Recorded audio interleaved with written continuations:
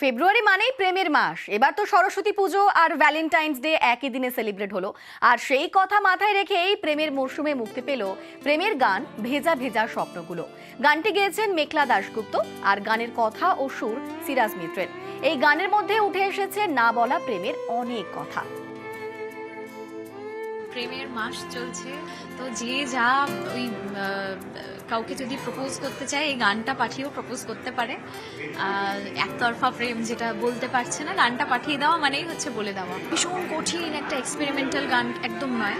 গানটা খুব সিম্পল এবং খুব সোবার এবং খুব সহজে মানুষ ক্যাচ করতে পারবে এরকম একটা গান। ভেজা ভেজা স্বপ্নগুলো নিভে যাওয়া রাতের তারা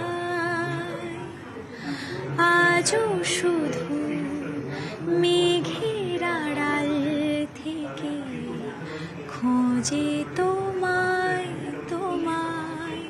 এটা একটা ভালোবাসার গান, বেসিক্যালি না বলা প্রেমের গান।